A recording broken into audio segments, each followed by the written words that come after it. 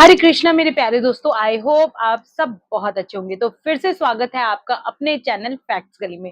मैं कंचन गुप्ता आपको वो किस्से और अनुभव शेयर करती हूँ जिसमें कि किसी ने फील किया हो कि भगवान ने उनकी संकट में हेल्प किया है, या उन्हें प्रत्यक्ष ऐसा दर्शन दिया है, या उनको लगने लगा है कि भगवान सच में होते हैं।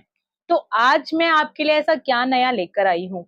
आज मैं आपके लिए फिर से एक ऐसा किस्सा लेके आई हूँ जिसको जानने के बाद आपको फिर से ऐसा लगने लगेगा कि हाँ, रियल लाइफ में भी भगवान भक्तों की मदद करते हैं। वक्त आने पर उन्हें ये भी बताते हैं कि मैं अवेलेबल हूँ आप लोगों के लिए।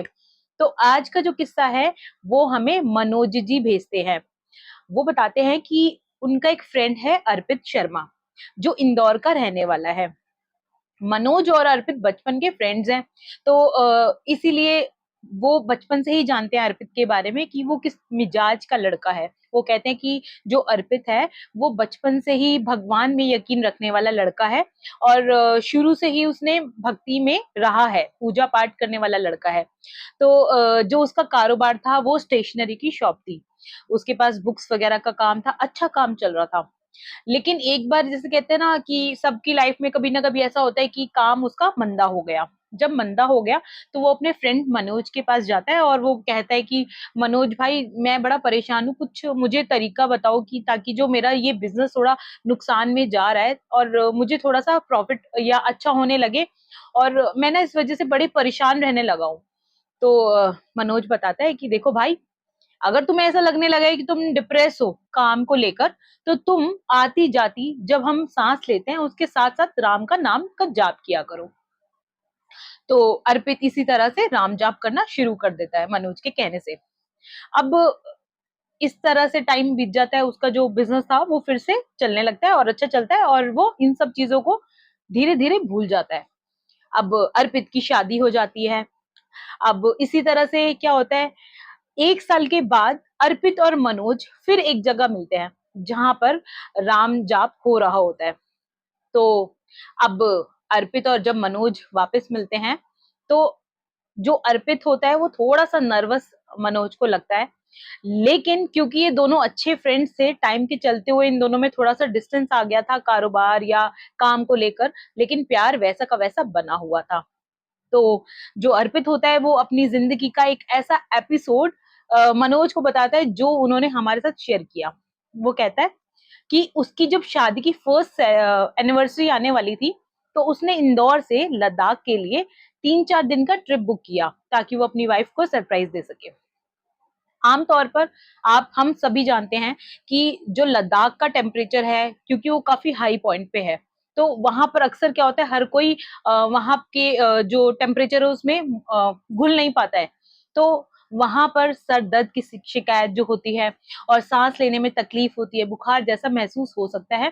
और काफी लोग हमें ये हिदायत देते हैं कि अगर हम वहां का एरिया जाते हैं तो कई बार हम मेडिसिन भी लेके जाते हैं ताकि वहां के जो टेम्परेचर के अकॉर्डिंग हम ढल सके। लेकिन जो ये अर्पित था उसको इतनी नॉलेज नहीं थी और इसके पास टाइम भी नहीं था। तो उसने सीधा क्या किया, फ्लाइट बुक करी और वो 9 तारीख को लद्दाख के लिए निकल गया। 9 मई, 9 मई को निकलने के बाद जब लद्दाख में वो पहुंचा तो उसके पास टाइम की कमी थी। तो उसने वहां पर आराम नहीं किया। लेकिन डॉक्टर्स भी ये हिदायत देते हैं कि अगर आप लेह लद्दाख वगैरह जैसे एरियाज में जाते हैं तो थोड़ा सा आराम करके ही आप आउटिंग के लिए निकलिए, क्योंकि जो हमारा बॉडी होता है उसको उसके अंदर मिलने के लिए भी टाइम लगता है। लेकिन उसने ऐसा कुछ नहीं किया, वो सीधा निकल गया आउटिंग के लिए।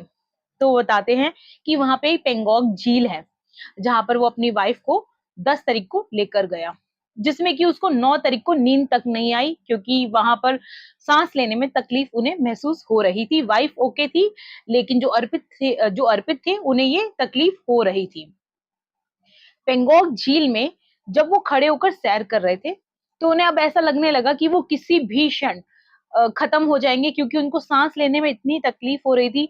उनका जो ऑक्सीजन लेवल था वो भी घटकर 60 रह गया था, नाक से खून आ रहा था, और इतनी परेशानी में उनके मुंह से आवाज भी नहीं निकल रही थी। अब अर्पित को लगने लगा कि शायद ये उनका आखिरी टाइम है, और अब वो कुछ भी नहीं कर पाएंगे क्योंकि वहां पर इतनी जल्दी फैसिलिटी भी अवेलेबल नहीं होने वाली है। ये सोचते सोचते बस वो आखिर नाम जो लेने लगे वो राम का नाम ले रहे थे, राम जाप कर रहे थे। उनके माइंड में वो मेमोरीज आने लगी जो कि कभी मनोज ने बताया था।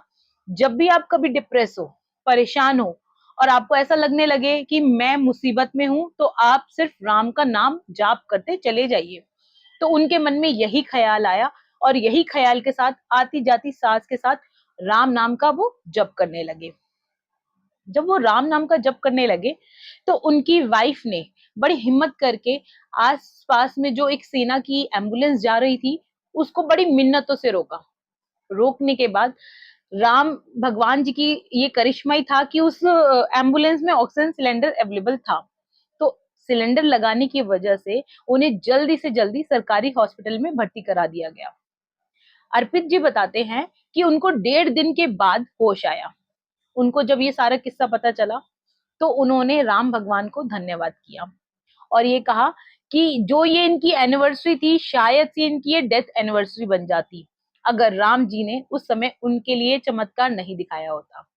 तो आज जब ये किस्सा अर्पित जी मनोज जी को बताते हैं और मनोज जी हमें बताते हैं तो हम सबको ये यकीन हो जाता है। इवन हमारे साथ भी बहुत बार हुआ। मैंने लास्ट वीडियो में भी आपको बोला कि जब हम छोटे बच्चे हुआ करते थे तो हम क्या करते थे, जब हम नर्वस होते थे, डिप्रेस होते थे, तो हम हाथ पे राम का नाम लिख लेते थे और उसके बाद हाथ को मुट्ठी को बंद कर लेते थे और ये उम्मीद करते थे कि अब सब कुछ होके होगा। तो जब आपको पहले इतना भरोसा था तो अब ये भरोसा कहाँ चला गया है?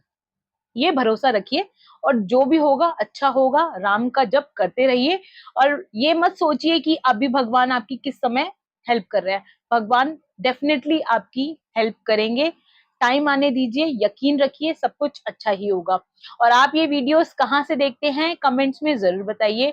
और अगर आपके पास भी कोई अनुभव या किस्सा है तो मेरी नीचे दी गई मेल आईडी पे जरूर शेयर करना, ताकि जो लोग हमारी वीडियोस देखते हैं हमसे कनेक्टेड होते हैं तो उनको वो एक्चुअली हमसे कनेक्टेड भी इसी वजह से होते हैं क्योंकि कहीं ना कहीं उनके मन में ये ख्याल होता है कि काश कोई ऐसा तरीका उनको परेशानियों से निकाल सके। तो जब आप अपना किस्सा किसी को सुनाते हैं या बताते हैं तो उनका एक ट्रस्ट बनता है। तो इस ट्रस्ट में आप भी शामिल हो जाइए। तो मिलते हैं अगली वीडियो में, तब तक के लिए जय श्री राम।